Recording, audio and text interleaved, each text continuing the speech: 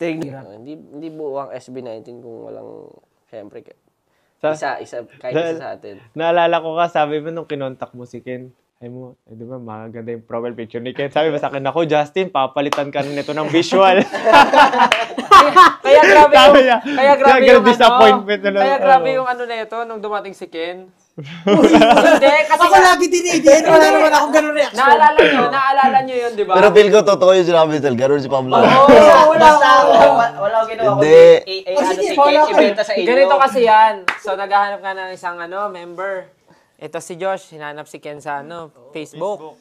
Sa pagkakita, ito, nag-keep up cover to, ganyan. Tapos inasal niya, naku, Justin, yari ka na. Pag dumating ito, makapalitan ka na ng main visual.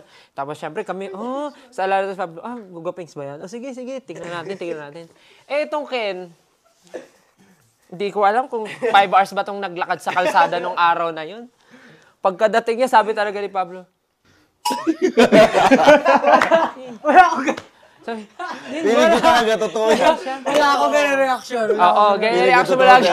Alam mo yung tingin niya, titingin siya, tapos parang, kilala ko siya eh. oo nga Kilala din kita nung unang...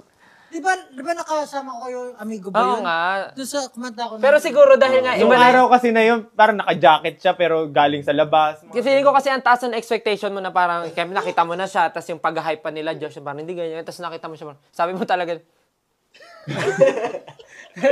Kasi yung... hindi ko makakalimutan yun. Yung kulay ng... Feeling ko totoo yan. Yung sinabi kay Totoo yan. Ay, yung sinabi kay G22. Siguro ganun ito. Ito ba yung sinabi mo? Yung sinabi yung G22. Ganyan. Nung dumating si Ken, gumanyo ka talaga.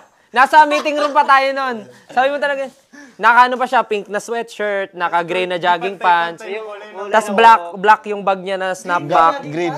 Gray. Yung buko yung green ata nun eh.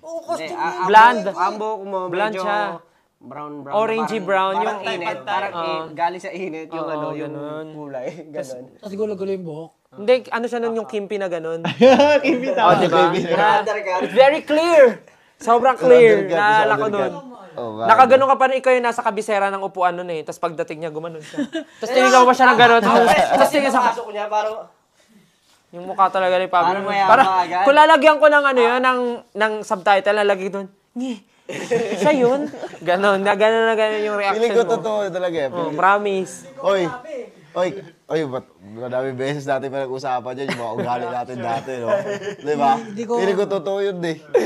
Hindi ko masama. Super fun. I miss reminiscing. I love it. Pero yun. Pero binoto ka namin. Oo, ikaw pinili namin. Grabe ka naman. Siyempre, magaling ba naman? Nandun na yung galing, andun din yung yabang. Kaya sabi natin, kailangan natin ng mayabang sa grupo. Kailangan natin ng black sheep. Oh, grabe nga yun, no? Hindi, grabe lahat kami, unanimous decision. Wala eh. Pinili kita over tropa ko, Ken.